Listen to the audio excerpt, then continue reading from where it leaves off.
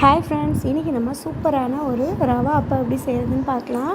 இன்றைக்கி நம்ம கோதுமை மாவும் மைதா மாவும் ரெண்டுமே எடுத்திருக்கேன். நீங்கள் வெறும் கோதுமை மாவு வேணாலும் சேர்த்துக்கோங்க, இல்லை ஒரே தான் வெறும் மைதா மாவு வேணாலும் நீங்கள் எடுத்துக்கோங்க. நான் அரை கப் கோதுமை மாவு, அரை கப் மைதா மாவு எடுத்திருக்கேன். அதிலே அரை கப் ரவை, அரை கப் சர்க்கரை, இது நாளையும் நல்லா நம்ம மிக்ஸ் பண்ணிக்கலாம். இப்போ இதுக்கு ஸ்வீட்டுக்கு தூக்கலாக இருக்கிறதுக்காக ஒரு பிஞ்ச் அளவுக்கு உப்பு சேர்த்துக்கலாம். இப்போ இது எல்லாத்தையும் நல்லா மிக்ஸ் பண்ணி விட்டுக்கலாம். இப்போ இதெல்லாம் நல்லா மிக்ஸ் ஆனோட நம்ம தண்ணி சேர்த்து கரெக்டான ஒரு கன்சிஸ்டன்சியில் மாவை கலந்து வச்சுட்டு ஒரு 1/2 hour நல்லா இதை ஊற விட்டோன்னா தான் நமக்கு அந்த ரவை நல்லா ஊறி இருக்கும்போது தான் நமக்கு அப்பம் பார்த்திங்கன்னா புஷ்ஷுன்னு வரும். ரவை ஊறாமல் இருந்தது அப்படின்னா அப்போ உங்களுக்கு நல்லாவே புஷ்ஷுன்னு வராது.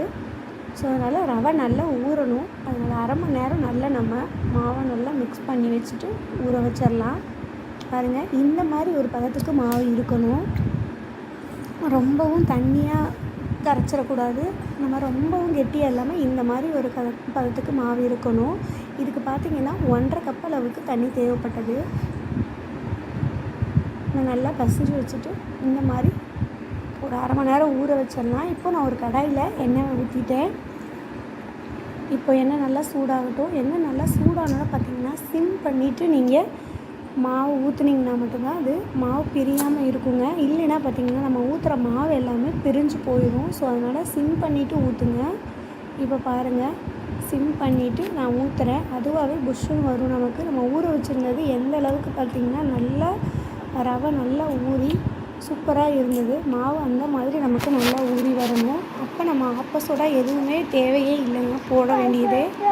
ஆப்பசோடா சேர்க்காமலே பார்த்திங்கன்னா நமக்கு நல்லா மாவு புஷ்ஷுன்னு வரும். இப்போ பாருங்கள், ஊற்றினோன்னே அதுவாகவே தானாக நமக்கு மேலே எலும்பி வரும்போது மட்டும்தான் நம்ம திருப்பி போடணும். அதுக்கு இடையில போட்டுகிட்டே இருக்க வேண்டாம். கரண்டியை போட்டுகிட்டே இது பண்ணிகிட்டே திருப்பிகிட்டே இருந்தோம் அப்படின்னு பார்த்திங்கன்னா பிரிஞ்சிரும் மாவு. ஸோ அதனால் இந்த மாதிரி எல்லாருமே ரொம்ப ஈஸியாக செய்யலாங்க.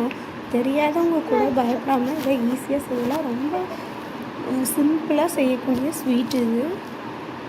ஒரு 1/2 மணி நேரத்தில் ஊற வச்சு டக்குன்னு இது செஞ்சிடலாம். அவ்வளோ ஒரு டேஸ்ட்டாக இருக்கும். நம்ம 1/2 கப் மாவு எடுத்ததுக்கு பார்த்திங்கன்னா ஒரு 10 கிட்ட அப்போ நமக்கு வந்திருந்தது. அவ்வளோ ஒரு டேஸ்ட்டாக இருக்கும். நான் ஃபஸ்ட்டு 1 போட்டு ஊற்றி எடுத்துட்டேன். இப்போ அதுக்கப்புறம் பார்த்திங்கன்னா ஒரு 4 நாளாக ஊற்றி எடுத்துக்கிட்டேன். இந்த மாதிரி பாருங்கள், மாவு ஊற்றினோன்னே எந்த மாதிரி புஷ்ஷுன்னு இருக்குதுன்னு பாருங்கள். மாவு நம்ம கரெக்டான கன்சிஸ்டன்சியில் எடுத்துக்கிட்டோம் அப்படின்னா அப்போ நமக்கு சூப்பராக வந்துடுங்க.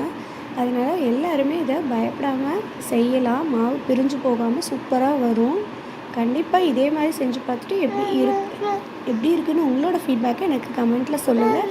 நீங்கள் இப்போ தான் நம்மளோட சேனலை ஃபஸ்ட் டைம் பார்க்குறீங்க அப்படின்னா சேனலை சப்ஸ்கிரைப் பண்ணிவிட்டு ஆல் பட்டனை கிளிக் பண்ணி வச்சுட்டிங்க அப்படின்னா நான் போடுற வீடியோஸ் உங்களுக்கு உடனுக்குடன் நோட்டிஃபிகேஷனாக வரும். இப்போ பாருங்கள், சூப்பரான அப்பம் நமக்கு ரெடி ஆயிடுச்சுங்க. இந்த மாதிரி நல்லா கோல்டன் ப்ரௌன் வரும்போதே நம்ம எடுத்துடணும். அப்படி இல்லை அப்படின்னா ரொம்ப ஒரு மாதிரி கருப்பாக தெரிகிற மாதிரி இருக்கும். அப்போ நல்லா இந்த மாதிரி கோல்டன் கலர் வரும்போதே நம்ம எடுத்துட்டோம் அப்படின்னா பாருங்கள், சூப்பராக நல்லா ஷைனிங்காக இருக்கும். பார்க்குறதுக்கே டேஸ்ட் அவ்வளோ ஒரு சூப்பராக, கொஞ்சம் கூட எண்ணெயே குடிக்காமல் பாருங்கள், உங்களுக்கே தெரியும். நான் ஊற்றின எண்ணெய் அப்படியே இருக்குது, கொஞ்சம் கூட எண்ணெயும் இழுக்கவே இல்லை நமக்கு. ஸோ இந்த மாதிரி இதே ஒரு ரேஷியோவில் மாவு பிசைஞ்சு செஞ்சு பார்த்துட்டு எப்படி இருக்குதுன்னு கண்டிப்பாக சொல்லுங்கள். இப்போது நான் ஒன்று எடுத்து உங்களுக்கு பிச்சு காட்டுறேன்னு பாருங்கள். எந்த அளவுக்கு உள்ள சாஃப்டாக அப்போ இருக்குதுன்னு பாருங்கள். வெளியே நல்லா கிறிஸ்பியாக இருக்கும். ரொம்ப சூப்பரான சாஃப்டான அப்போ நமக்கு ரெடி ஆயிடுச்சு. ஈவினிங் டீ டைம் ஸ்நாக்காக கூட இதை நம்ம குழந்தைங்களுக்கு டக்குன்னு செஞ்சு கொடுத்துடலாம். ஓகே ஃப்ரெண்ட்ஸ், பாய்.